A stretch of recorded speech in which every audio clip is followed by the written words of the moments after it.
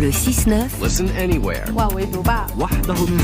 sur France Inter. Géopolitique avec vous, Gallagher Fenwick. Bonjour Gallagher. Bonjour. Vous revenez ce matin sur un coup de fil décrit comme étant tendu entre Joe Biden et Benjamin Netanyahou et vous estimez qu'il est encore trop tôt pour parler d'un véritable tournant dans la relation entre les États-Unis et son allié israélien. La mort cette semaine de 7 humanitaires travaillant pour une ONG américaine à Gaza a déclenché un déluge de réactions. Le directeur de l'ONG affirme que ses collègues ont été délibérément ciblés par des missiles tirés par des drones. L'armée israélienne a reconnu sa responsabilité, mais parle d'un accident. Parmi les voix qui sont parvenues aux oreilles de Joe Biden, il y a peut-être celle de Sandy Leclerc. Elle est la compagne de l'un des humanitaires tués, celui qui était canadien et américain.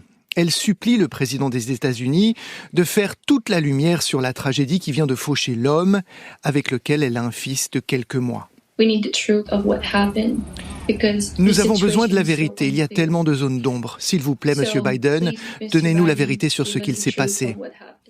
Le coup de fil de jeudi entre le président Biden et le Premier ministre Netanyahou est effectivement décrit comme ayant été tendu. Suite à l'échange, le communiqué des Américains dénonce les frappes contre les humanitaires. Il parle d'une situation inacceptable à Gaza et prévient « Dorénavant, la politique américaine sur ce sujet dépendra d'éventuelles mesures prises par Israël ».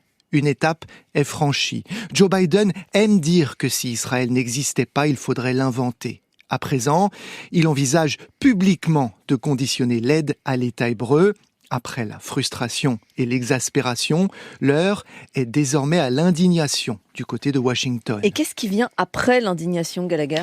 C'est toute la question, Marion, et la réponse de la Maison-Blanche n'est pas très claire pour le moment. Il y a des pistes dans le communiqué suite au coup de fil entre Joe Biden et Benjamin Netanyahou. La protection des civils et l'aide humanitaire à Gaza sont les deux points sur lesquels les Américains insistent. Mais des quantités ou des délais ne sont pas fixés.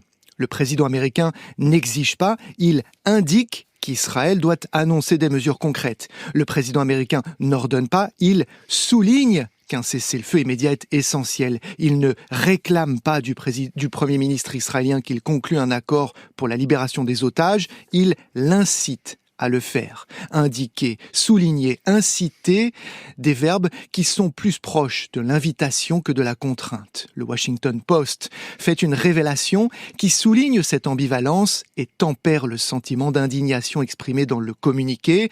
Le jour même de la mort des 7 humanitaires, l'administration Biden a approuvé le transfert de milliers de bombes supplémentaires à Israël. Et il n'y a donc aucune fissure dans cette alliance entre Israël et les États-Unis, Gallagher ?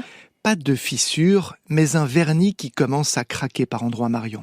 Côté démocrate, un sénateur proche de Joe Biden et grand soutien d'Israël au sein du parti a récemment suggéré de conditionner l'aide militaire. Il s'est dit prêt à cela si l'armée israélienne mène une opération à Rafah sans disposition pour les civils et pour l'aide humanitaire. Après avoir tenu ses propos, ce sénateur a reconnu que c'était la toute première fois qu'il envisageait une telle mesure vis-à-vis de l'État hébreu.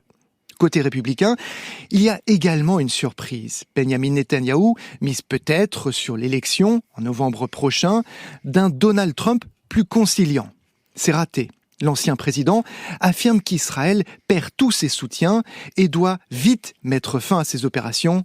Écoutez-le. Ils perdent la guerre des relations publiques, mais ils doivent terminer ce qu'ils ont commencé et le faire rapidement.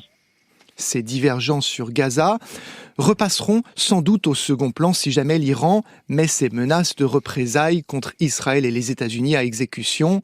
Représailles suite à la mort de plusieurs hauts gradés iraniens à Damas dans une récente frappe attribuée à l'armée israélienne, probablement coordonnée avec les Américains. Merci Gallagher Fenwick, c'était Géopolitique.